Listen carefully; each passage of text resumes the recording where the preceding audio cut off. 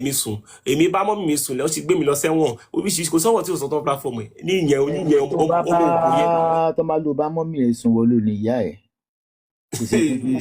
tí fi ṣe èèyàn ó yẹ kó sọ fún pé ó fi ṣoògùn owó nìyí òun fààyè bù bó ṣáà rí miss call ẹ because ṣáwọn wá jáde wọn dárúkọ ọwọ náà. kò sí èpè tí ò gbé mi ṣẹ́ ní Kádíjà yẹn kò sí èpè tí ò gbé mi ṣẹ́ mi ò dẹ̀ dárúkọ ẹ̀ ìwọ kọ́ ni mò ń bá wí mi ò dárúkọ ẹ̀ àtọ́ mi ò dárúkọ Ojuabe rárá mo kàn ṣe tèmi ní monetize TikTok ní TikTok yìí any video tí bá sọ owó ni any live tí bá ṣe owó ni so o lè sọ kí nǹkan báyìí mo máa ṣe lórí platform mi. ẹ̀yin èèyàn wa arákùnrin tí a mọ̀ sí ọkọ àwọn single mother àti Ojuabe wọ́n ti bẹ̀rẹ̀ ìjàkadì o arábìnrin tí a mọ̀ sí mama ESABOD ó ti dá sí ọ̀rọ̀ àwọn méjèèjì o ẹ̀yin tèmi ó dàbí pé mama ESABOD ó wà ní sáìdì ọkọ àwọn single mother ẹ̀yin tèmi wàhálà ńlá ló ṣẹlẹ̀ báyìí wọn ò gbà fúnra wọn ni o ẹ jẹ́ ká gbọ́ látẹnu arábìnrin tí a mọ̀ sí mama ESABOD àti ọkọ àwọn single mother bí wọ́n ṣe dá ẹjọ́ náà. akimkim àkókò àkómà. ó dẹ̀ di ogun lọ sí ọ̀rọ̀ tí o sọ tọrọ platform ẹ̀ lẹ́nu mo dẹ̀ ti sọ fún èmi ò ní dákẹ́ fún ìjà ilé yìí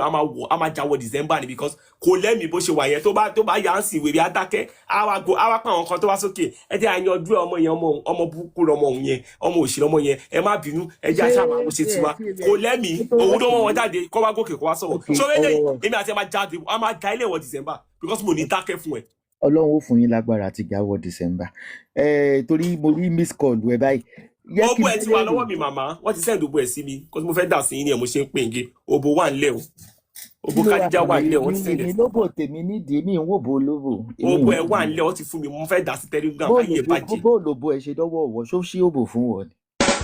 wọ́n send ẹ nìyẹn ìkànnì àwọn tó ti ṣe òbò fún náà ló send ẹ sí mi ní kí ẹ̀sìn eléyìí o ló bá fún mi gbà ojú ẹ̀ ṣó báyìí ó ṣe báyìí ní kámẹ́rà dà yóò lọ fà màmá obo ẹ ò dá rárá. sórí òbò yàtọ̀ ojoojúmọ́ là ń róbò màálùú òbò yàtọ̀ wọ́n pín òbò wọn ṣe kinní kan yẹn bọ̀ tó bá ti mọ̀ pé ó kọ́kọ́ dárúkọ ẹ̀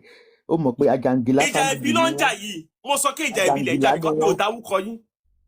mi ò dáwú ìjà ẹbí lẹ̀ ń jà ìjà ẹbí ló ń jà yìí. wọ́n kò di ṣọ̀kan ebi ìbá ní kò ignore wọn totally. èwo ilé mama àwọn ilé ìgbọ̀n ní ignore àwọn ilé láwọn ilé máa fi fídíò àti capture pa wọn máa tẹ bá kọ capture ẹ̀yin àwọn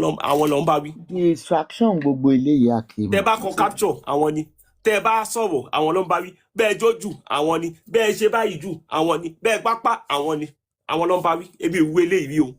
mi ò rú àwọn ẹbí méjì akéwì kẹkẹ yìí náà má lẹ̀bi. ìyá wọn náà máa tan live chat bàbá wọn máa tan live chat o Ajangila family ni wọn just ignore them they are bitter. Sórí èyí ẹ̀gbọ́n yẹn tí ò lọ́pọlọ lórí yẹn tó lọ́pọlọ ẹja lórí yẹn